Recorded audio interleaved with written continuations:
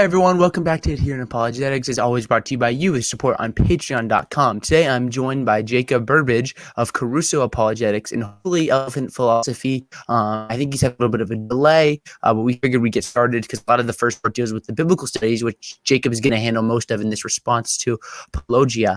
But Jacob, what's up, my man? How are you doing? Yeah, doing very well, thanks.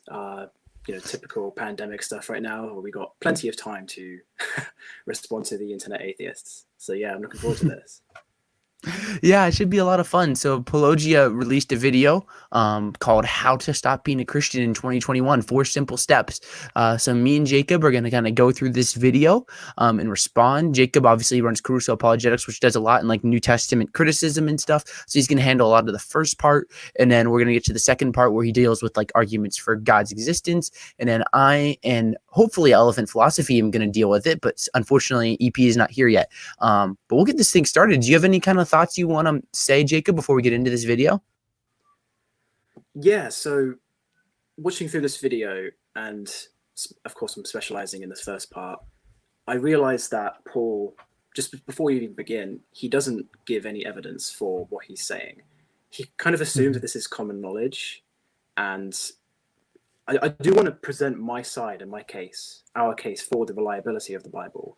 But I think just watching through this video is kind of like Hitchens' razor. What's asserted without evidence can be dismissed without evidence. But we don't follow Hitchens, so we're going to actually provide some evidence, and hopefully we'll change some minds on this. Yeah, we'll get started. We'll work through this video. And if you're listening, Paul, hope you just know that you're a cool guy. And hopefully we can just attack ideas. This isn't personal. That's something we've really tried to make an emphasis on. And it's just like, what is he saying? Is it true? And we'll get through it. Let's do it. We love you, Paul. I was like you once, a Christian, walking through life, struggling to shed those last remnants of unhealthy faith, holding you back from being the truth-affirming free thinker that you've always wanted. Well, don't despair and look no further, because I'm about to share with you the shortcut to apostasy you need to stop being a Christian in 4 easy steps. Right. So I just wanted to pause right here for a second, just because it seems like Paul makes it seem like faith is such a bad thing to have. And it's like, it just isn't. Like, thinking about like my own life and many other people's lives, like when they go into faith, it changes their lives in a positive way. And like you could debate, like Inspiring Philosophy's done a lot of debates on, is Christianity dangerous? And it turns out it's just not at all. There's a lot of positive effects, even if it wasn't true. There's a lot of positive effects of being a Christian. So I just wanted to give that brief thought. Do you have anything you want to say, Jacob? Yeah, I mean, honestly, the arrogance that comes off of Paulogia, like I do like the guy, and I think he's got really good content, and it's really good stuff that he does. But honestly, the arrogance that comes off of him is just really difficult to take him seriously. And as we'll see in the next few minutes, he just doesn't really know what he's talking about. Again, we love him, we love you, Paul, but it's just the typical internet atheist, the kind of, hurt by fundamentalism, hurt by creationism, and you really want to just put everything behind you.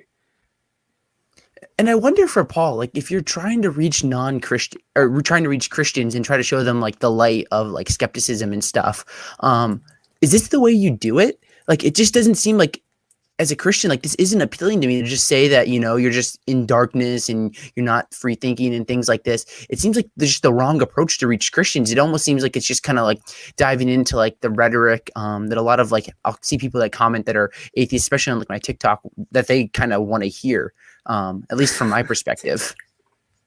Yeah.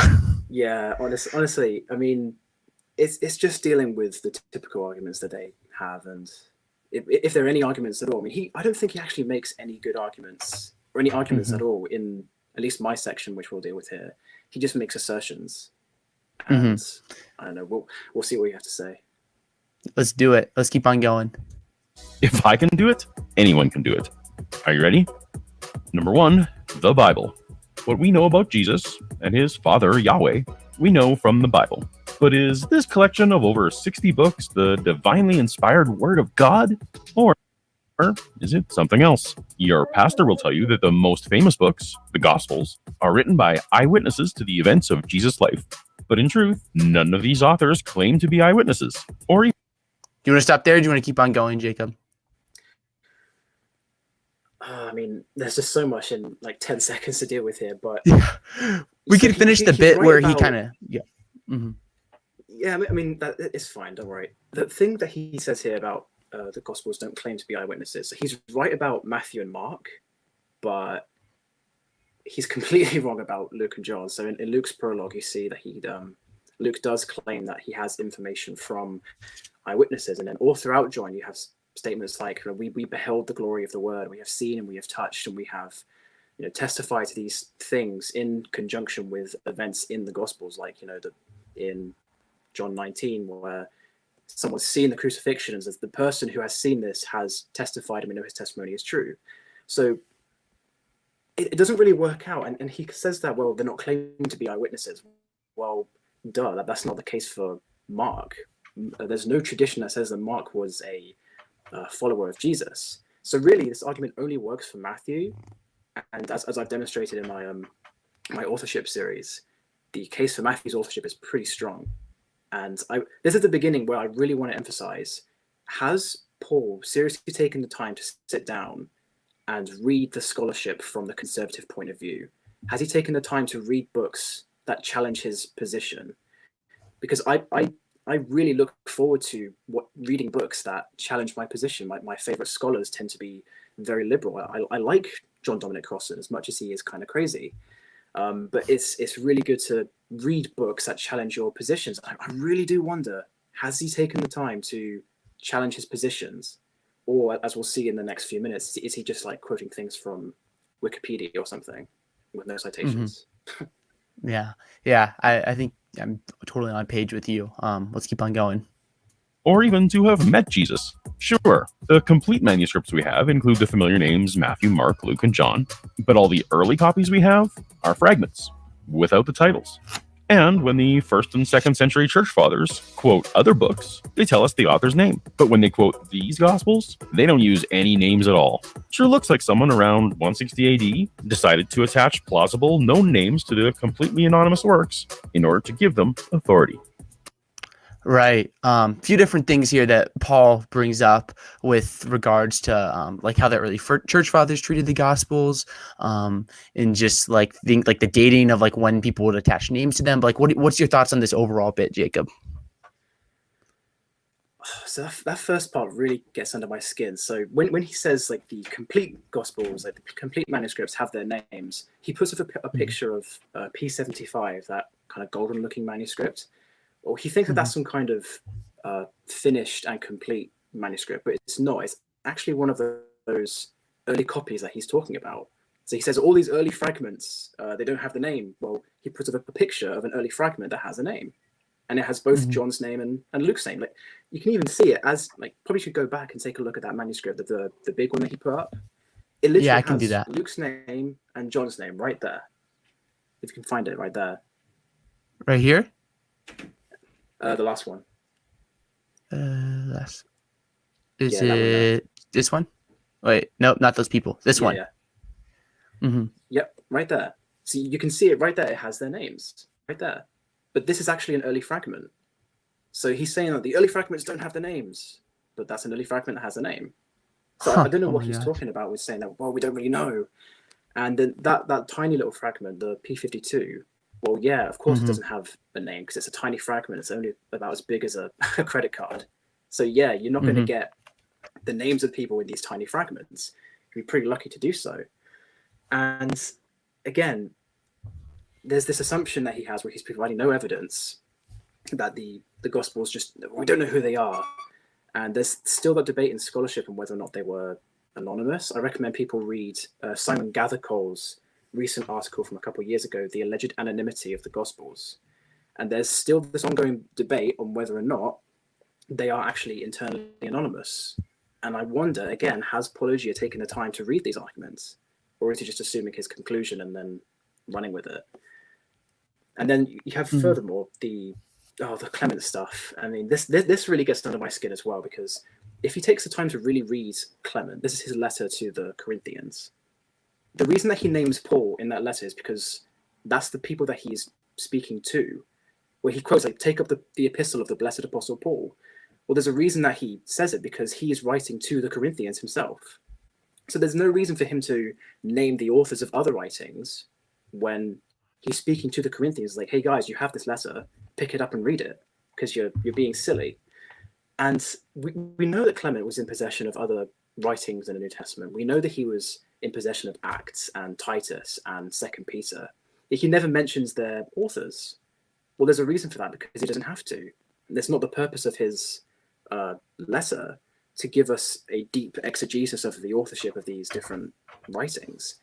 And it's him imposing his ideas onto a text. Like, why can't he mention it? We need more testimony from him. And then he goes on to say that, you know, someone around 160 attached these names. But ironically, he completely ignores Papias. He ignores the early church father, or I think you guys call him Papias or whatever. I don't know. Americans weird. Yeah, you are.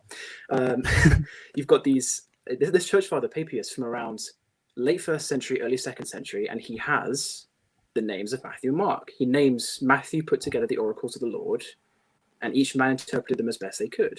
So it's very likely that Papias in the late 1st or early 2nd century had these gospels in his hands. Why does Paul not mention this? I'm shocked that he doesn't mention this, or he's completely ignoring this. I don't know why. Yeah, I literally copy and pasted that quote from Papias in, because I just looked at it and I'm like, it seems, unless the only argument you can make from Paul's perspective is that Papias is just unreliable. But it still would contradict the idea that no one is saying who wrote these gospels until 160 AD. So it's just kind of like, it seems like it's just whatever point Paul's trying to make with this, it just seems like it falls short, at least from the standard he's putting forth. Exactly. And there's this kind of weird conspiracy ideas, like the church came together and it's like, let's decide who these writers were. And like around 160, there was this mysterious unknown council or something that they just assigned these names to. Well, we know that doesn't work, first of all, because of what we just said, Papias around late 1st, early 2nd century, talking about Matthew and Mark. But then you have this idea, it's like, well, how did all of these different church fathers get the names right? What kind of conspiracy is going on here? Yeah, and it's interesting because it doesn't make any because sense, because you have. What's it going on? No, I was just going to say it's interesting to think about, because a lot of the times it's like, yeah, they just put these names on the gospels to make them like seem like they're reliable. But it's interesting the names that are on the gospels, because you have like Matthew and Mark, who they're not significant, at least in the New Testament story, and Luke not really either. It's really only John who has a kind of big role in the story of the New Testament. And then as you look at the gospels that people would reject as like non-authentic, at least in the early church, like Thomas or Peter, these are like the big names, the people you think you'd put on the gospels if you're trying to make them sound authentic. So it's really interesting, because it just didn't seem to work, Paul's idea. Yeah, and again, I would really want to know from Paul, has he taken the time to consider the arguments made by conservative scholars and taken the time to challenge his own position? Because again, there are so many different positions that you can take on this. I mean, the scholars in the 20th century were like, well, Lazarus wrote John, or was it Matthias wrote John, and there was different theories. So you can't just throw out an early date and an early authorship for John just because, you know, you found some, I don't know where he's getting his information from. It's probably Bart Ehrman or something, but I don't want to make any assumptions, but I want to know where he's getting this information from and why he actually believes it, but he's providing no evidence for it. So yeah. Let's keep on going. Confidence that Paul the Apostle wrote 7 books of the rest of the New Testament. Those books that remain are anonymous, ambiguous, or far worse, blatant forgeries, where the secret authors are signing someone else's famous name. The Old Testament. Right. So now he attacks the rest of the New Testament, Jacob. I just, you know a lot more about this than I do. So I'll let you give the comment, but I just want to say, like, Paul makes it sound like it's just a fact that like we only have like the 7 authentic Pauline epistles and everything else is just kind of throw it all away. It's definitely like forgeries. And that's just like, from what I understand, that's like the most skeptical position you can take. Like he doesn't consider like maybe it's just the pastorals like 1st and 2nd Timothy and Titus that aren't actually written by Paul. Because a lot of people would accept the other 3. I forget, it's like Ephesians, 2nd Thessalonians, and Colossians, I believe. I could be wrong on that. So he just takes like the most skeptical position possible and just presents it as like, this is true for sure. But I'll let you kind of respond, Jacob, now. No, I mean, he completely misrepresents even just the basic scholarship on this. It's still like 50-50 on whether Colossians is authentic or not. And so there's a guy called Werner George Kummel, probably the top liberal scholar of the 20th century. Even he would say Colossians is authentic. And so there's this really broad range of different ideas about these letters. But Paul paints this as if it's like some kind of, and as Toby just said in the chat, it's almost comical, this idea that, well, yeah, everyone already knows that Colossians are authentic. And Paul later goes on to say, yeah, the apologists are trying to work their way around this. Well, no, we actually have genuine arguments to deal with this. I mean, there's so many different errors that he has with this. And again, where's the evidence? He provides no evidence for this position. It's just like, yeah, everyone already knows this. Well, no, you need to actually give us the evidence. And again, Hitchens' razor, what is asserted without evidence, we can dismiss without evidence. He's parroting a consensus that doesn't really exist, which gets on my nerves, to be honest. Yeah, let's keep on going. Testament doesn't fare any better. The first 5 books, the heart of the Torah, doesn't come from the pen of Moses, as Jesus professed. It is very clearly a literal stitching together of multiple holy documents from different times and different regions. The only serious debate here is how many books were merged. 3, 4, 10, more? And those middle... Yeah, again. Yeah, it's just, one thing I think about is, it's like, he infers, like, I have, it's like the JDEP hypothesis. I'm not very well versed in biblical studies. If that's true, I really have no problem with it. Like, it doesn't bother me. But like the idea that the only serious position that these things are stitched together that is true, it's just like he's just projecting again. Like this hypothesis wasn't even an idea until like the 19th or 18th century. People always just assumed that there was one author of the Pentateuch before then. So he could be right. I don't know where he got the 10 source thing from, but like he could be right that it's like these 5 sources that are stitched together, but it just projects it. Once again, he just projects it like this is absolutely true. And there's a lot of debate on this thing. But your thoughts, Jacob? Absolutely, yeah. And honestly, I think he's about 100 years late with his scholarship on this. So he's quoting, like you said, the JEDP theory, where it's like split into the different sources. Now, he did mention it was split up to 4, but this notion that there's 10 or more, I mean, that's a phenomenon from about 100 years ago that no scholar holds today. Like the majority of Old Testament scholars would say, yeah, it's J, E, D, and P, the different sources from like the first millennium. But no scholar today would hold that it's 10 or more. That's like the fringe of the fringe from like the 19th century. And that's slowly been dying for the last 100 years. No one holds that anymore. And so it's this idea of the documentary hypothesis. But you've even got skeptical scholarship today. So, for example, Thomas Thompson, who's a skeptical scholar, and he's like, Abraham didn't exist, all that kind of stuff. He's very much a non-Christian scholar. He would say that at least Genesis 1 to Exodus 23 is like a unified narrative because of the, these are the generations of, and so on and so forth, the different pieces that fit together with Exodus and Genesis. Even he, as a skeptical scholar, would say, yeah, this is kind of a unity. So even in the skeptical circles, you have these ideas that don't line up with anything that Paul just said. And again, I want to know, has Paul seriously taken the time to read and survey the evidence that has been provided by the conservative scholars? I mean, not even the conservatives, just read people today. Modern liberal scholars would say what he just said is nonsense. Like the 4 stuff, JEDP, sure, but 10 or more, I mean, that's a phenomenon of like 100 years ago. And I don't know where he's getting his information from. Keep on going now. Middle books where you find most of the so-called prophecy.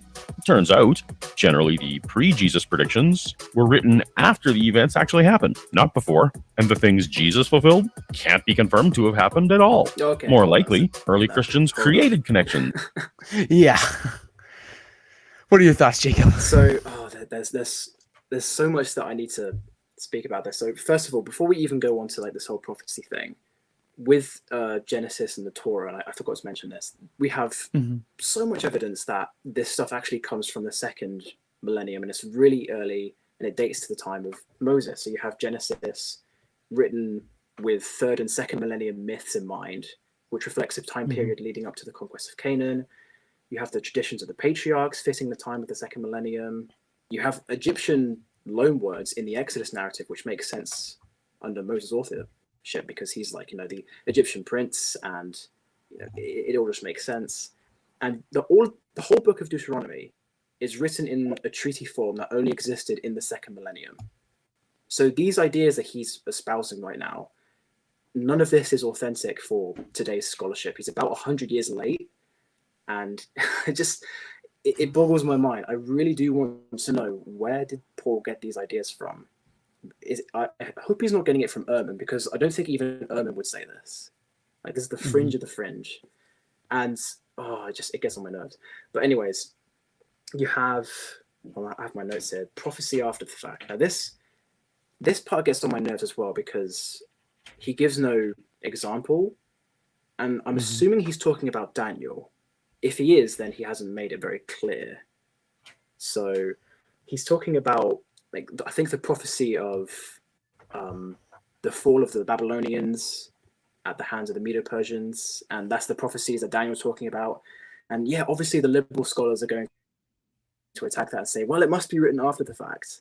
But we have more than enough evidence to say that no, Daniel was actually a book from the 5th or 6th century BC, written around the time that Daniel would have lived. And again, has Paul seriously taken the time to survey the literature from both sides and come to the conclusion of whether or not we can date Daniel to an earlier time? Because based on just read the Dead Sea Scrolls. The Dead Sea Scrolls, which have Daniel in it, they date to the time around the revolt of the Maccabees, which is one of the prophecies that Daniel talks about. But if that's the case, then these are later copies, which means that Daniel must have been much, much earlier. So that in and of itself just destroys this idea that Daniel was written after this revolt. And I wonder if Paul has genuinely taken the time to know this. Or is he just finding things off the internet and then parroting them? And it really bugs me. It really bugs me. I don't know if you have anything to add to this. No, I think you did a pretty good job summing it up here. And it's just like, I'd encourage everyone, whether you're a Christian or a skeptic listening to this, just take the time to read both sides. Because a lot of the things that are said in this video, I think you could say at least that they're debated if you just kind of read like the positions contrary to Paul. Because he just makes everything sound like a fact. And it's just not. There's a lot of debate, and there's a lot of gray area, and there's a lot of questions. And yeah, so. Exactly. Keep on going. Do you have anything you want to add before we keep on going? No, it's just like the stuff he's about to get into is the whole mimesis stuff, and it's like, yeah, they were written after the fact and that kind of stuff, and it does get on my nerves that Paul would be saying these kinds of things, but he has no citations, he has no evidence to back up his position, and I think you and I both agree he's a very smart guy. He knows what he's talking about, at least in sometimes, but you have these kinds of ideas that come across. And his audience, because it's a popular audience, he's a popular channel, it's not a very scholarly backing kind of channel. His audience are going to eat this up. And it's going to be like, how can you say these kind of things without providing the evidence? But then your audience is going to take it in and assume that that's true, when there's a whole bunch of scholarship on these issues from both sides that will say what you're saying is nonsense. So, I mean, it breaks my heart as well, because Paul, as a former fundamentalist, former like young earth creationist, being hurt by that kind of church, it really does get on my nerves that someone who comes out the church and then retains just that little bit of fundamentalism to continue rejecting what they believe. And it's honestly heartbreaking, and we pray for Paul to come back. Yeah. In the app programmer, we will do a little bit of questions, just a tiny bit once we get to this video, but we got a lot more to go, so we'll keep on going. Make the New Testament link up to the Old Testament, like The Empire Strikes Back was written to connect to Star Wars. Sure, evangelical apologists have come up with elaborate excuses for these problems that anyone can observe, but the fact that they make these excuses just affirms that the problematic observations are accurate. If you briefly set aside the spin of people who signed a Bible is perfect pledge in order to keep their jobs and the post hoc excuses of devoted adherents, you'll discover that the book is incredibly human without any quality that requires divine inspiration. Yeah, there's a few things here that he kind of brings up. And one thing that I think is just very unhelpful is just projecting onto people, like saying people have to like sign Bible as perfect pledges and stuff, because I know a lot of the people that Paul is talking about, just like going to a Christian university such, and that's not the way they think. Like I've been with them, been to their houses. Like these aren't people that are just trying to get paid. Like these are people that genuinely believe what they believe. They're not just trying to like find excuses for their faith. So I just think it's kind of frustrating when, and Christians can be just as guilty of this, when we just project onto other people, well, they believe X because of Y, because they're biased, or they don't want to reject it, or they want the money. Because I could say, look at all the atheists make a bunch of money on their Patreon accounts, and that's why they keep making these videos. So it's just projecting onto people like this. I just think it's not helpful. No, do you have anything you want to add before we characterizes any kind of... Sorry, am I breaking up or something? No, you're good. So this gets on my nerves because he characterizes anyone who disagrees with his position on this as, you know, the evangelical apologists, when, as we've already demonstrated, there are a bunch of non-Christian skeptics who would say the things that he's said is just silly and it's nonsense. And it's the same with the natural theology. Yeah, the whole natural theology thing, and it bugs me because with the mimesis thing, obviously you have, so the mimesis is like where apparently, according to the skeptical scholars, Jesus and his stories were written to fit the Old Testament prophecies.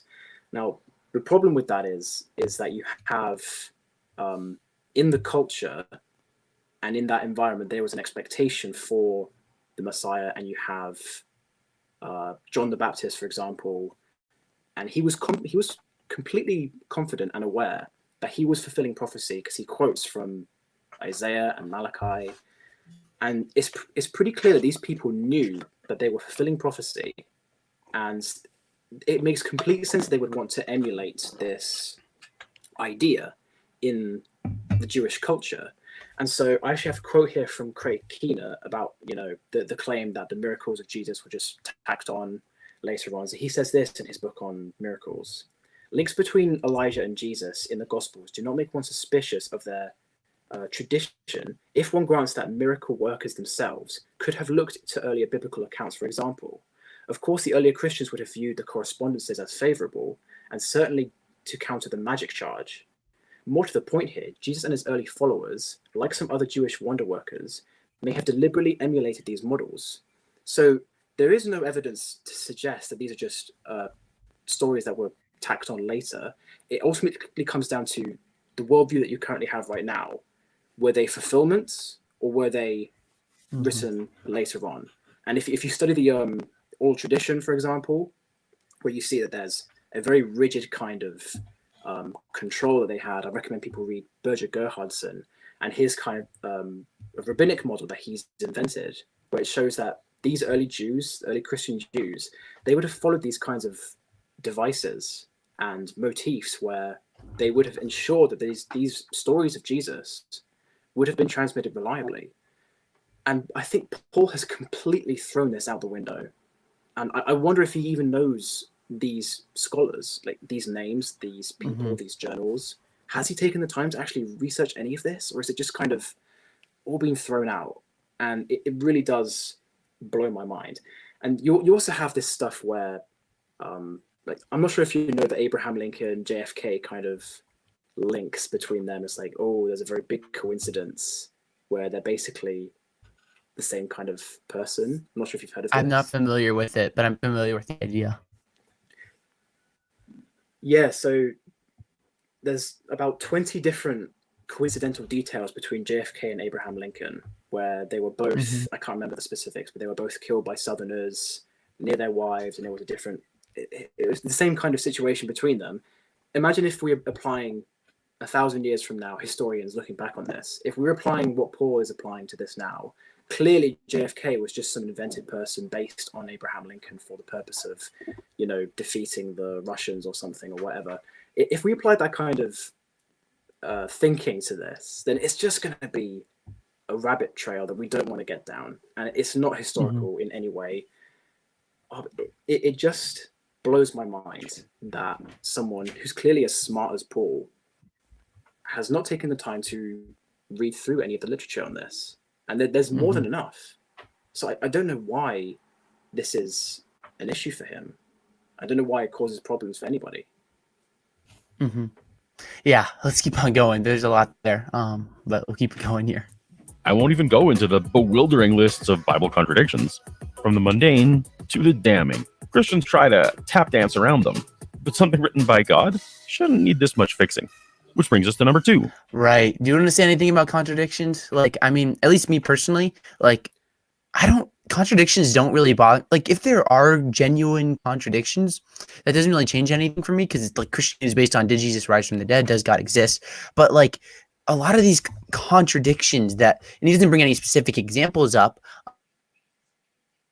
But what are your thoughts, Jacob? Well, I mean, it's kind of like how the young earth creationists There, Jacob? argue. If it's like, if evolution is true, oh yeah, I'm here. I think I might have dropped out.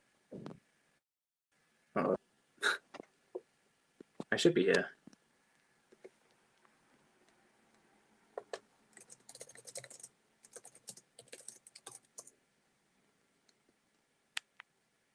Is he there? Well, I think he might have lost his internet. If you can hear me, guys, I think I'm taking over this channel.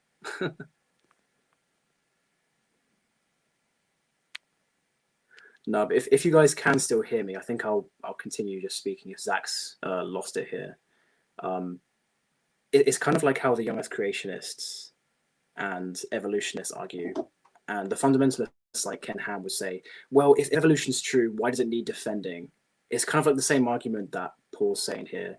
If you have this idea, then you're going to be defending it. But that doesn't mean that because you're defending it, it has to be false or it needs defending. Oh, and there he goes. I've taken over the channel. Oh, that's upsetting. Oh, wait, there I'm he back. is. Jeez. There he is. My internet, I literally am at university right now, so my internet should be like amazing, but apparently today it's just like for the first time ever, it's like, all right, we're done here.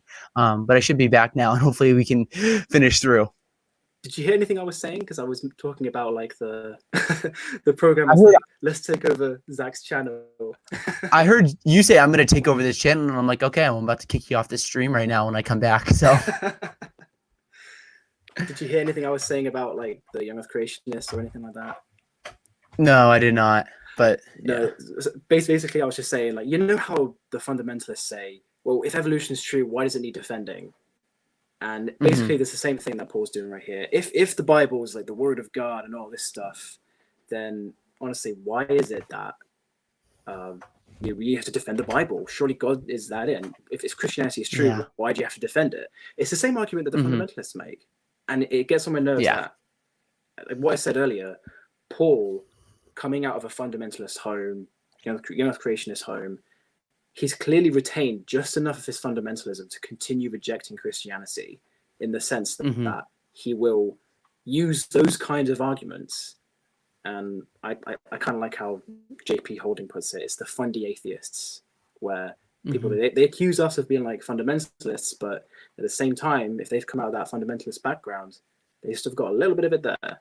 And so this whole thing about, all his arguments that he's made today, no evidence, no citations, just assertions. And it really gets on my nerves. Yeah, I understand. And we're going to see a pretty similar thing, I think, with this step 2, which is God. And I know it's just a 10-minute video where he's just like trying to overview everything in the apologetics and philosophy and stuff. But it is kind of disappointing to see the reasons he brings forth. But I mean, are you ready to head to step 2? Yeah, go ahead. I think it's your turn to take over now. But yeah, I'll lead this part. Let's do it. EP did email me and he said he can't make it today. Something came up at the last moment. So it's just you and me for the rest of the stream, Jacob. No worries.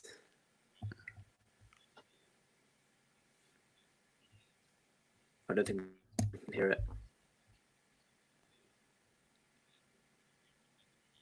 Yeah, this is really frustrating. And with you of all the New Testament stuff where you wonder, like, did Paul like read any of like the contrary like New Testament opinion? It's the same thing here, because if you read like a lot of these like serious theistic philosophers, they're not doing these I don't know therefore God things. Like if you read Alex Proust, it's like there's a necessary foundation, and the foundation can't be limited. Or if you read like Robin Collins, we have this fine tuning, which we wouldn't expect under naturalism, but we would expect it under theism. It's just this broad projection that all arguments for God are just like science of the gap like out of the gaps arguments. And it's just frustrating, but you have any thoughts?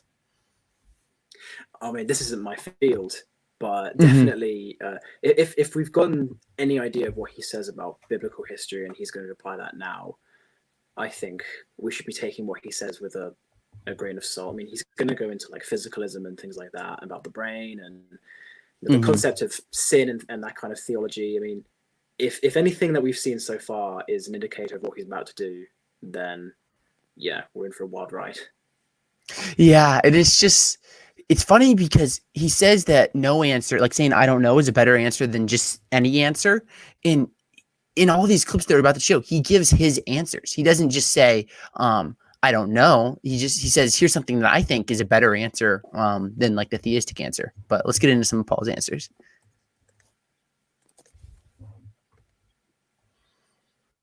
I don't think we can hear it on our end.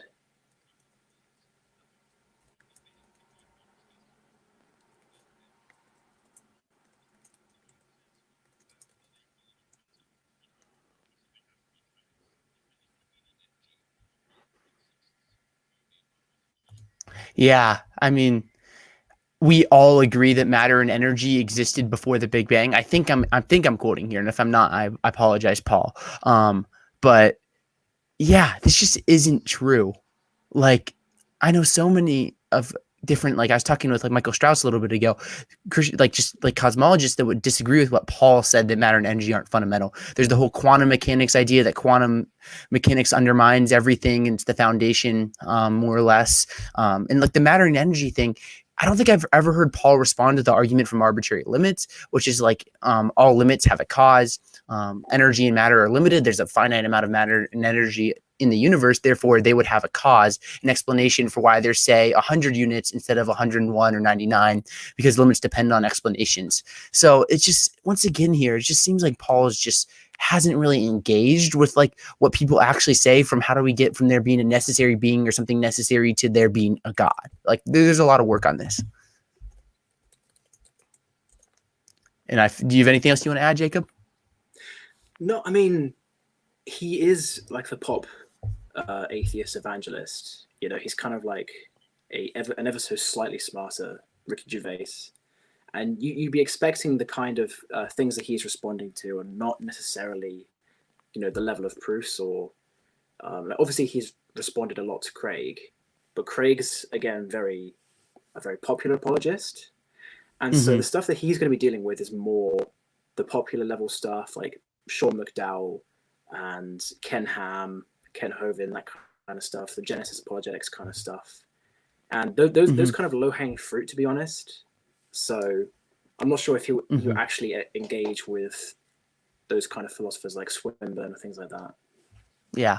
And I do want to say I apologize because I forgot to share the audio when I re-shared the screen when my internet decided to die. So that I think everyone listening will just miss, like, there'll be a blank, like 30 seconds there. But Paul was just talking about, you may have been told that we need God to explain the origin of the universe out of nothing. But cosmologists agree matter and energy could be fundamental. And that's how the universe could have formed, more or less.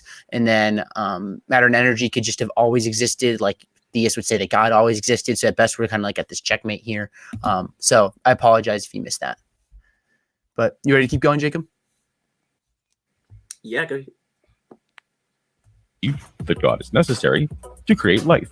But starting with the Miller-Urey experiments in the 1950s, right up to RNA replication of the last decade, to prebiotic peptide research of 2020 and continuing now. The story of chemicals coming together to self-replicate, self-organize, and mutate to improve is slowly being revealed piece by piece. It's not complete, and may not be complete in my lifetime, but nothing supernatural is required to connect the dots. You may even I actually kind of agree with Paul on this point because I've never studied the origin of life, so I have no idea. But I would tend to agree with him because I think there is some sort of like natural explanation, because I kind of would agree that God created things and set it into an order where creation can kind of like unfold itself. So I would say that there's like a providential explanation for the origin of life. So I honestly, at this point, I don't really have a problem with what Paul's saying, more or less. No, I mean, it's largely coming from his, again, the fundamentalist background that he has. Mm-hmm.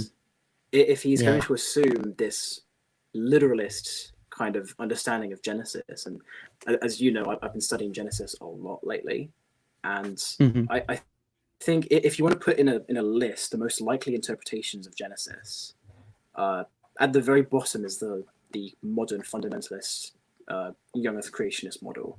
Like, that's at the bottom of the bottom right now.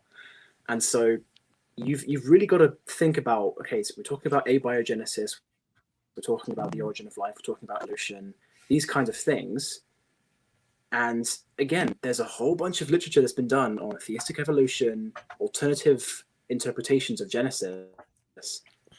Is this really going to cause a problem, or is this more him, again, projecting his problem that he had with Christianity, and then perpetuating that problem even further and saying, well, there's no solution, abiogenesis, all this stuff debunks, Christianity. And again, it's more fundamentalist atheism now.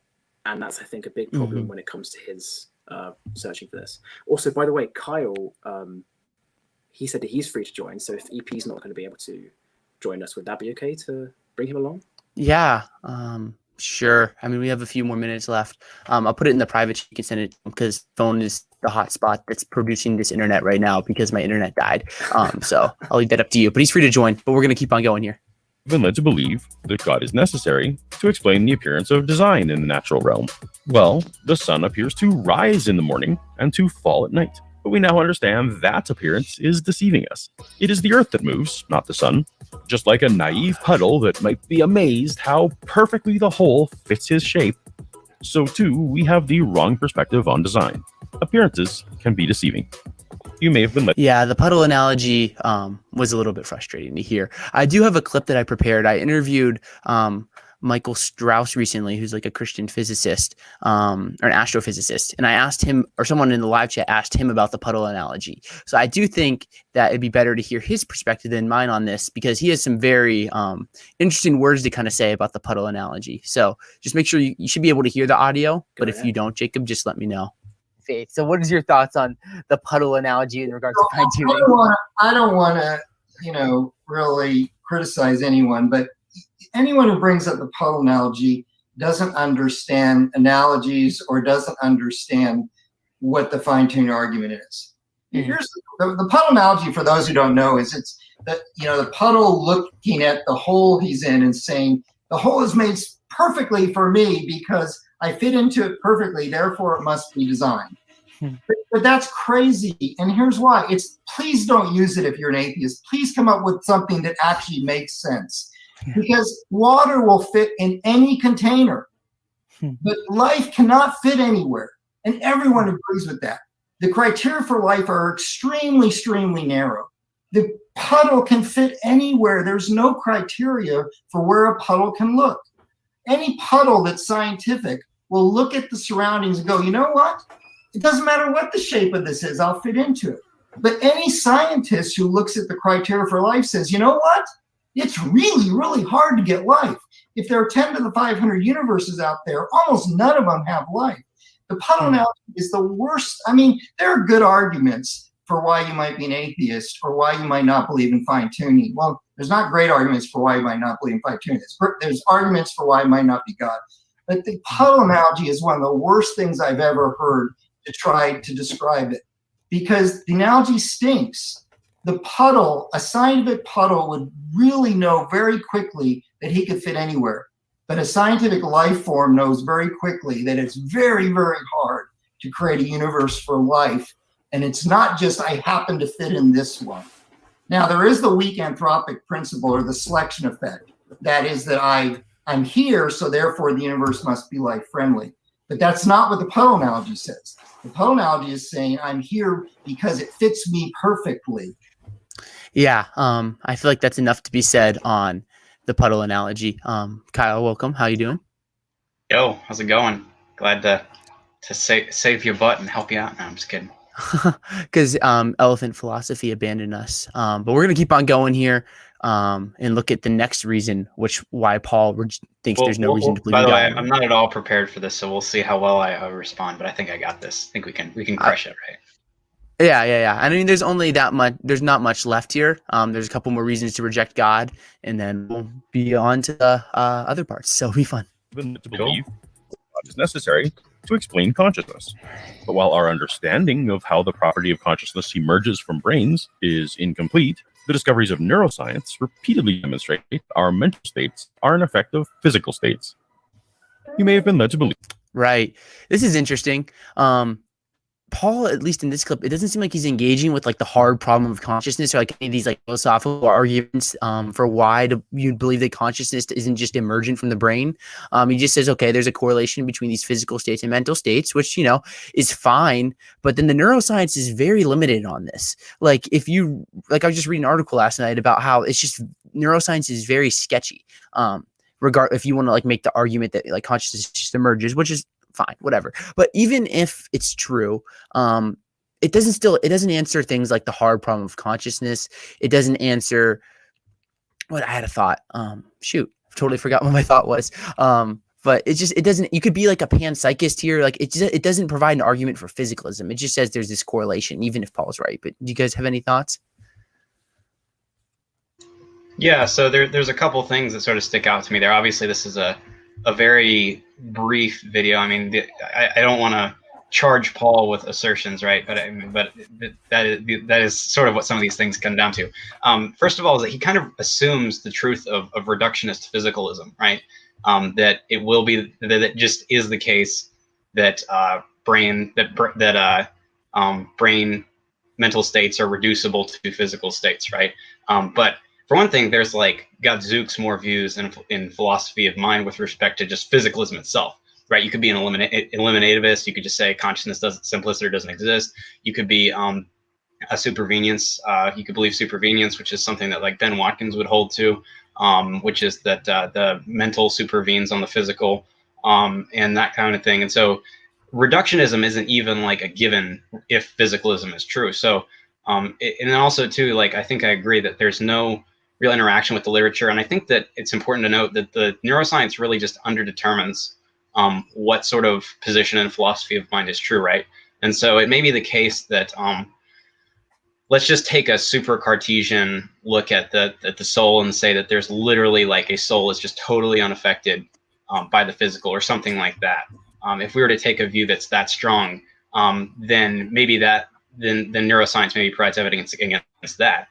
But something that I'm more friendly to, I'm an idealist, but if I were to be a dualist, I would hold to something similar to what Bill Hasker holds to, where he's like, it's emergent dualism, where he thinks that there is an immaterial soul, which is an emergent property of the proper arrangement of physical states of matter.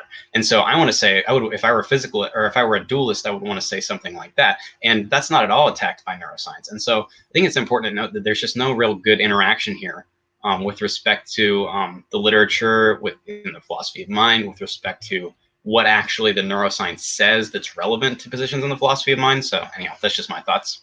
Yeah, that's good. We'll keep on going because we're going a little long here. To believe that God is necessary to explain free will. But if free will is the ability to have chosen otherwise, given the exact same circumstances, well, that hasn't been demonstrated either. Like the mechanics of a coin sorting machine, that we can make choices doesn't imply that our physical nature would have let us make other choices. You may have been led to believe. Well, there's two things. One, he assumes that we're entirely physical, which, can be debated. And then the idea like free will hasn't been demonstrated. It's just kind of like almost like that scientism, like where we need to prove things to be true. And I wonder, like, if anything needs to be demonstrated, I would almost think it would need to be determinism, because free will seems intuitively obvious to be true, at least in the same way like the belief in the external world does, getting a little reformed epistemology in here. But it seems intuitively true that free will exists. So if anything would need to be demonstrated, I kind of wonder if it would actually need to be determinism. But that's just my quick thoughts here. Yeah, it does seem like a lot of people do have a prima facie belief with respect to free will that would need to have a defeater put on it before we choose to believe something like determinism. Yeah, and I think too, one thing that that Paul doesn't seem to notice, and this is something me and Joe Schmidt agree on that we've talked about before, is that we think that either compatibilism or libertarianism are both evidences for theism. So it is more surprising on the truth of the hypothesis of indifference or on naturalism that we would have anything with respect to free will. And so either compatibilism or libertarianism. And I think that I would suspect that the only difference, that if you were to ask Paul, the only difference he would say between compatibilism and determinism is that it's probably just a word game. Now, obviously in the literature, that's just not the case. But with respect to that, like, I think that either compatibilism or libertarianism, either of those would be evidences for God. And I think they do stand as evidence for God. And someone like Joe, who's an agnostic, would agree with that. Free will is evidence for God. So I don't think that even assuming that libertarianism is necessary for evidence for God, I don't think that's true. Yeah. All right, let's keep on going. Believe that God is necessary to explain morality. But Jesus summed up morality as love your neighbor as yourself. That's just called empathy. Humans are a social species, and our survival advantage is working in groups. The optimum balance between helping ourselves and helping others isn't always clear, but we don't need a God to explain it or to sort it out. Realize that because God did it is a thought-free answer to any. Right. Before we get into the God did it thing, the morality just comes from survival advantages. There's a lot of issues with that, at least from my perspective. Like, one of the things is it seems like then morality is just totally subjective. If something gives us survival advantage, then we should do it. Like, let's just say, like, for example, like, what if rape gives us a survival advantage? Would it then be acceptable to rape? I think we'd all agree intuitively, just no, that's not okay. So it's just saying morality is a product of like survival advantages. It's really sketchy to me. Yeah, I agree, and I think that even if you accept that, there's a lot of like there's two things to explain immorality. There's the ontology of morality, and there's the epistemology of morality. And so, and I think that the epistemology is actually the most difficult thing to get on naturalism. Dustin Crummett has an excellent argument that's basically going to say that because of these things that atheists came up with in I believe the 20s or the 30s called moral debunking arguments, we don't have any reason to suspect that we would have moral knowledge on naturalism. And so I think that or we don't have any reason to suspect that our intuitions with respect to morality would be grounds to truth. It doesn't seem like the behavior. Well, there's a great example that Dustin gives I can't think of right now, but he has a great debate with Scott Clifton on Inspiring Christianity about that I recommend. But anyhow, yeah, I just don't think it's at all obvious that Paul has meaningfully answered the question that's being asked by just pointing to evolution. So I don't think that really solves either the ontology or the epistemology issue. So Yeah. Any question is not a helpful explanation for any question. It's just an extra assumption that we don't need. Number 3. Yeah, the God did it thing. We talked about this a little bit in the beginning, but it's just, you got to read more, because like Paul, if you're listening to this, like that's not what theistic philosophers are saying. It just seems like something that's just kind of spread around online, and it's just kind of frustrating. It's just like, it'd be the equivalent of me saying like atheists just want to sin or something like that, because it's just not true in what people are actually saying.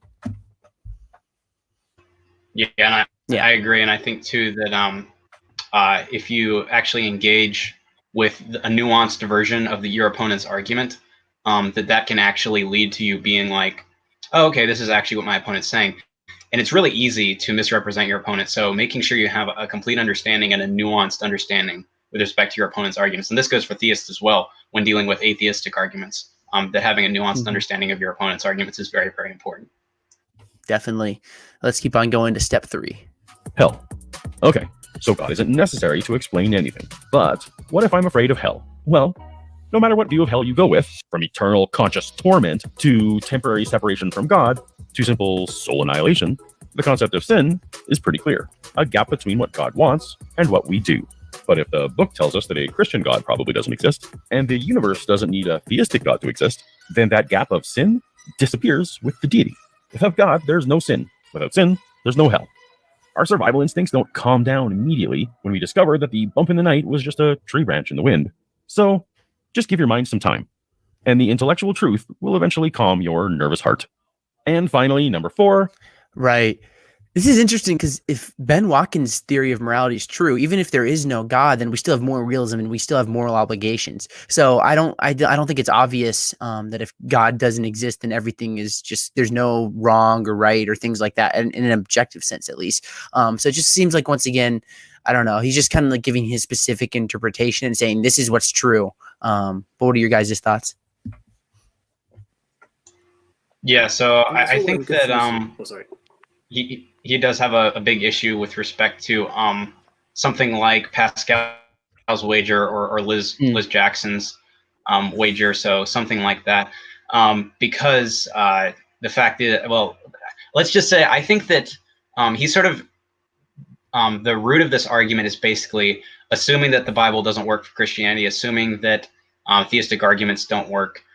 We have no reason to believe in hell. However, I think you should actually have a positive credence, something close to 1, if you're going to make something like this, or if you're going to assume something like this. If your credence for naturalism or atheism is very high, then I think it's a reasonable thing to not be afraid of hell, or not even, or rather to not even make considerations with respect to something like that.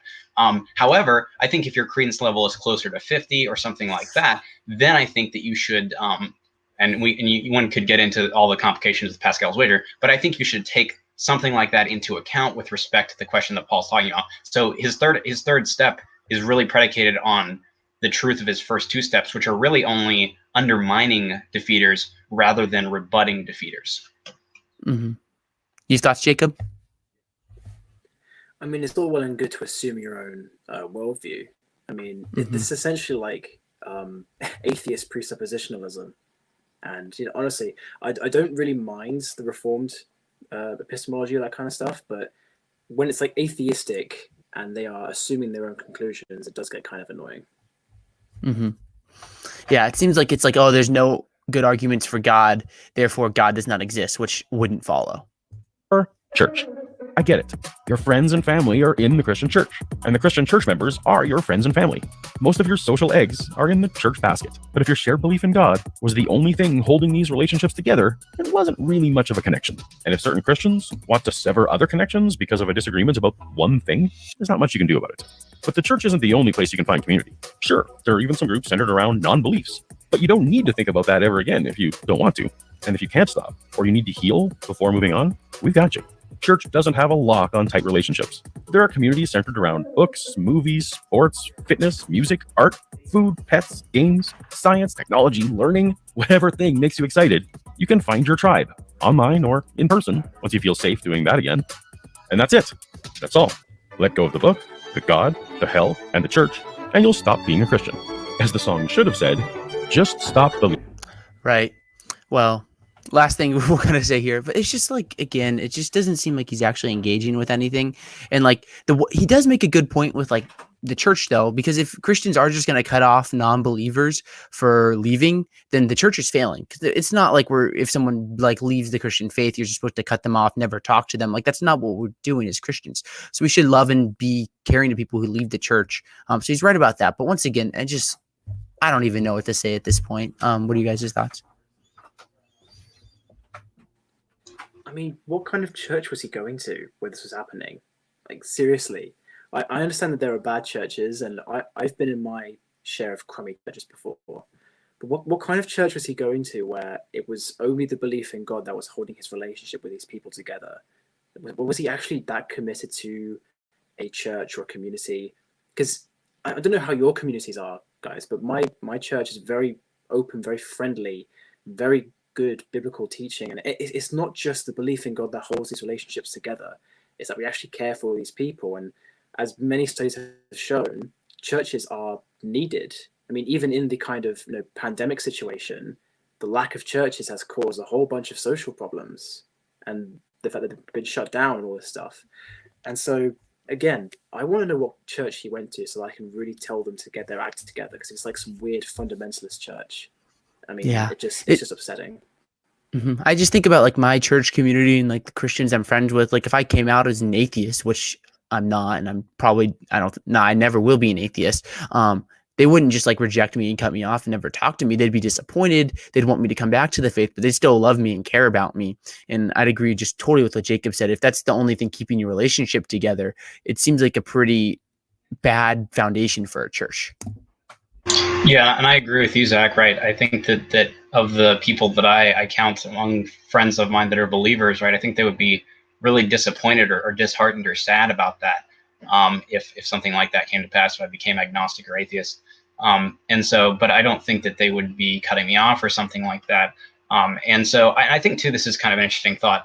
This is a bit philosophical, but with respect to fideism, I think that there's no such thing as true fideists who think that there are no reasons to believe in God. I think that those people believe that there are pragmatic reasons. And so I think if you think that there are some pragmatic reasons with respect to your belief in God that should encourage your belief, then I think that that's a good thing if you want to believe in that sort of way. So that's just sort of a different way of looking at it. But yeah, I agree. I think that you should, I think I agree with Paul actually, that you should have stronger connections, but I think that that's the case, that a lot of people do have really strong connections with people. And if they think that people will ditch them if they stop being Christians, then they should reassess that aspect, because it's probably not the case. Mm-hmm. Yeah. I mean, we've gone through this whole video, so I'll just give you guys a chance to just say like any last thoughts you have. Thank you, Kyle, for doing this for like the last like 15 minutes. All I'd say is like with this video, and if you're listening, Paul, you're a great guy. I like you a lot. You're cool, you're smart, but just we need to engage more with the other side, because we can make a lot of projections onto people if we're not actually engaging with what the best of what the other side has to say. So I just say engage more with like what the best of what the other side has to say, whether you're a Christian or atheist. I think you could agree on that. So that's kind of what I'd conclude with. What do you guys have any last thoughts? Yeah. Oh, sorry. Go ahead, Jacob, if you want to go. No, I'll just echo exactly what Zach said, because like, I know people are going to make fun of me for this, but I look forward to reading Richard Carrier and his kind of stuff, just because I want to have that in my bookshelf and be like, you know what, I have read the wackiest and the worst, but nevertheless, I have read it, and I've taken the time to take these ideas and consider them. If we're not doing that, then honestly, Paul's side of the argument will lose, because there is this foundation that he is not standing on, which is good scholarship, good literature, which he clearly just doesn't have, or at least not in this video. But this is some kind of weird atheist evangelism kind of video. He's like an atheist preacher, like Aaron Ra or something. But no, it is disappointing, the current situation where he presents these assertions without evidence, and his audience will just eat them, and there won't be any questioning of it. So obviously, my message to Paul will be the exact same thing what Carl said: interact with the other side and take the time to seriously consider the arguments, because if you don't, then videos like this, our responses will become all the more common and a whole lot easier to do. Yeah, and I can't agree more. I think that it's super important to engage what the other side has to offer. I think it's super important to engage realistically. I think that in other videos and in this video that Paul has shown that, and I like Paul. Paul is from Edmonton, and I love the Oilers. So if you're watching this, Paul, the Oilers are awesome. Mike Smith is a great goaltender. Anyhow, just want to throw that out there. I think that we can love someone as a person and also realize that they have no idea what they're talking about, and they need to engage more with literature, engage more with the ideas that they have. And I think too, it's fine, right, to put out some ideas that are wrong and then sort of realize that they're wrong, and then double back on yourself and be like, well, maybe I should have researched this topic a little more. Maybe I should engage more with the actual information on this. But I think we should avoid videos like this that are really just full of assertions and Paul's own personal opinions, and that we should engage more with robust responses and thoughts with respect to the literature and that kind of thing. Because I really, in this context, what's really important to me is I want to raise the level of conversation so that atheists and theists are on the same level, and we can have meaningful discussions with regards to these things and meaningful disagreements where we can say, look, you are epistemically justified as an atheist and I'm epistemically justified as a theist. But I think what I think is true and here's why. And the atheist says, I think what I think is true and here's why. And we can have those meaningful engagements. I think that's very important. Yeah. Jacob, Kerusso Apologetics, thank you so much for coming on. It's been so much fun. I encourage everyone, if you're listening, just subscribe to Kerusso Apologetics. Great channel out there. And for Kyle, thank you for coming on at the last moment. And I'm sure we'll be plugging your YouTube channel whenever it comes out. So it's been a lot of fun. And if Paul, if you're still listening to this, and if you are, you're the man, we encourage you to keep engaging, keep looking at the best of what we have to say, and we'll keep looking at the best of what you have to say. And hopefully we're all just seeking truth. So thank you everyone for tuning in. The Programmer Apologetics for All. Praise Jesus. Thank you, Jesus. Kelly V person, I don't know your name, and everyone else. Have a good one. God bless.